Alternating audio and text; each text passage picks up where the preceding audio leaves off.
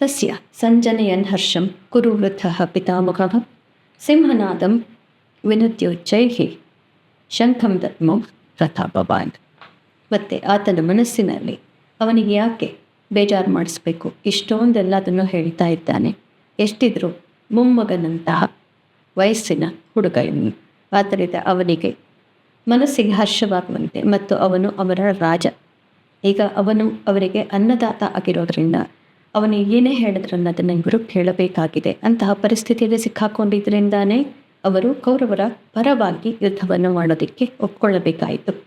ಹೀಗಾಗಿ ಅವನು ಮಹಾರಾಜ ಅವನ ಆಜ್ಞೆಯನ್ನು ಈಗ ಕೇಳಬೇಕು ಅಂತ ಹೇಳಿ ಅವನಿಗೆ ಹರ್ಷವನ್ನು ಉಂಟು ಮಾಡುವಂತೆ, ಹೌದು ನೀ ಎಲ್ಲ ಹೇಳಿದ್ದೆಲ್ಲವೂ ಸರಿಯಾಗಿ ಇದೆ ಎನ್ನುವ ರೀತಿಯಲ್ಲಿ ಈಗ ದ್ರೋಣಾಚಾರ್ಯ ತಮ್ಮ ಶಂಖವನ್ನು ಜೋರಾಗಿ ಓದುತ್ತಾರೆ.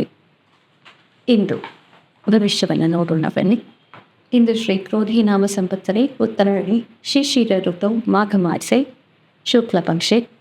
ಇಂದು ಫೆಬ್ರವರಿ 2ನೇ ತಾರೀಕು ಭಾನುವಾರ, ಚತುರ್ಥ್ಯಾಂ ಶುಭ ತಿಥೌ ಎಂದಿಟ್ ಉತ್ತರ ಭಾದ್ರ ನಕ್ಷತ್ರ. ಇಂದಿನ ಭವಿಷ್ಯದ ರಾಶಿಗಳಿಗೂ ತಿಳ್ಕೊಳ್ಳೋಣ. ಉತ್ತರ ಭಾದ್ರಪದ ಲಕ್ಷ್ಮೀ ಸನ್ನಿಧಾನ ಅಂತ ಹೇಳ್ತಾರೆ. ಉತ್ತರ ಭಾದ್ರಪದ ಅಭಿಮಾನಿ ದೇವತೆ ಲಕ್ಷ್ಮೀದೇವಿ. ಇಂದು ಮೇಷರಾಶಿಯವರಿಗೆ ಬಹಳ ಸುಗಮವಾದಂತಹ ದಿವಸ. ಅರ್ಧ ದಿನದಲ್ಲಿ ಮನಸ್ಸಿಗೆ ನೆಮ್ಮದಿ ಇತ್ಯಾದಿಗಳು ಹೇರಳವಾಗಿ ಇರುತ್ತೆ. ಅದಾದ ನಂತರ ಸ್ವಲ್ಪ ಮನಸ್ಸಿಗೆ ಕ್ಲೇಶ ಉಂಟಾಗುತ್ತೆ. ಮುಖ್ಯವಾದಂತಹ ಮಿತ್ರತ್ವ ಮತ್ತು ವ್ಯವಹಾರಗಳಲ್ಲಿ ಸ್ವಲ್ಪ ಒಡಕು ಉಂಟಾಗಿ ನೀವೊಬ್ಬರೇ ಉಳ್ಕೊಂಡ್ಬಿಟ್ರಿ, ಬೇರೆ ಎಲ್ಲ ಮುಂದೆ ಹೋಗಿಬಿಟ್ರು ಅನ್ನುವಂತಹ ಒಂದು ಭಾವನೆ ಬರುತ್ತೆ. ಇದು ಕೇವಲ 2 ದಿನಗಳು ಮಾತ್ರ ಅಂತ ಎಲ್ಲವೂ ಬದಲಾಗುತ್ತೆ. ವೃಷಭ ರಾಶಿಯವರಿಗೆ ಇಂದು ಇಷ್ಟಾರ್ಥ ಸಿದ್ಧಿ, ಮನಸ್ಸಿಗೆ ನೆಮ್ಮದಿ, ಮಿತ್ರರಿಂದ ಧನಾಗಮದ ಸೂಚನೆ ಮತ್ತು ಮಿತ್ರರಿಂದ ಅನೇಕ ರೀತಿಯಲ್ಲಿ ಸಹಕಾರವನ್ನು ನೀವು ಪಡೆಯುತ್ತೀರಿ. ಮಿಥುನ ರಾಶಿಯವರಿಗೆ ಇಂದು ಕಾರ್ಯಕ್ಷೇತ್ರದ ಜವಾಬ್ದಾರಿಗಳು ಬಹಳ ಹೆಚ್ಚಾಗಿರುತ್ತೆ ಮತ್ತು ಕಾರ್ಯಕ್ಷೇತ್ರದ ಜವಾಬ್ದಾರಿಯನ್ನು ಮನೆಗೆ ತೆಗೆದುಕೊಂಡು ಹೋಗಬೇಡಿ, ಅಲ್ಲಿ ಮುಗಿಸಬೇಡಿ. ಕರ್ಕ ರಾಶಿಯವರಿಗೆ ಭಾಗ್ಯೋದಯವಾಗುತ್ತೆ, ಮನಸ್ಸಿಗೆ ನೆಮ್ಮದಿ. ಆದರೆ ಇಂತಹ ಗೌರವ ಇತ್ಯಾದಿಗಳು ಭಾಗ್ಯ ಎಲ್ಲವೂ ಕೂಡ ಭಗವಂತನ ಮತ್ತು ದೊಡ್ಡವರ ಆಶೀರ್ವಾದದಿಂದ ಮಾತ್ರ ಪ್ರಾಪ್ತಿಯಾಗೋದ್ರಿಂದ ದೊಡ್ಡವರಿಗೆ ನಮಸ್ಕಾರ ಮಾಡಿ ಆಶೀರ್ವಾದ ಪಡೆಯೋದನ್ನು ಎಂದು ಮರಿಬೇಡಿ. ಪೂಜ್ಯ ಭಾವನೆಯಿಂದ ಖಂಡಿತವಾಗಲೂ ದೊಡ್ಡವರ ಆಶೀರ್ವಾದವನ್ನು ಪಡ್ಕೊಳ್ಳಿ. ಸಿಂಹರಾಶಿಯವರಿಗೆ ಮನಸ್ಸಿಗೆ ಸ್ವಲ್ಪ ಕ್ಲೇಶ ಇರುವಂತಹ ಮುಖ್ಯವಾದಂತಹ ವಿಚಾರಗಳಲ್ಲಿ ನಿರ್ಧಾರಗಳು ಎಂದು ಬೇಡ.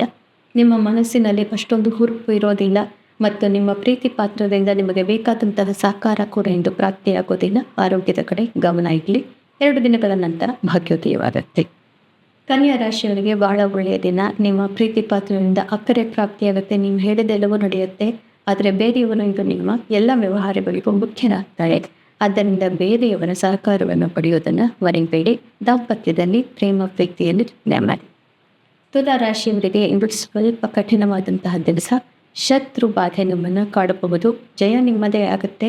ಹಾಗಂತ ಹೇಳಿಕೊಂಡು ಕೊಳ್ಳಿ ತಗೊಂಡು ತಲೆ ತುರಿಸ್ಕೊಂಡು ಅನ್ನುವಂತಹ ವ್ಯವಹಾರ ಬೇಕಿಲ್ಲ. ಬೇರೆಯವರು ತಮ್ಮ ಪಾಡಿಗೆ ತಾವು ಇರಲಿ. ನೀವು ಏನೇ ಮಾಡಿದರೂ ಮಾಡದೆ ಹೋದರೂ ಜಯ ನಿಮ್ಮದಾಗೋದ್ರಿಂದ ಶಾಂತಿ ಕಾಪಾಡಿಕೊಳ್ಳೋದಕ್ಕೆ ಪ್ರಯತ್ನ ಪಡಿ. ವೃಶ್ಚಿಕ ರಾಶಿಯವರಿಗೆ ಇಂದು ನಿಮ್ಮ ಪರ್ಸ್ನಲ್ ಮ್ಯಾಟರ್ಸ್ ಅಥವಾ ನಿಮ್ಮ ಹೃದಯಕ್ಕೆ ಸಂಬಂಧಿಸಿದ ವೈಯಕ್ತಿಕ ವ್ಯವಹಾರಗಳಲ್ಲಿ, ವೈಯಕ್ತಿಕ ವಿಷಯಗಳಲ್ಲಿ ಇಂದು ಸ್ವಲ್ಪ ಮನಸ್ಸಿಗೆ ಕ್ಲೇಶ ಉಂಟಾಗೋದಿದೆ.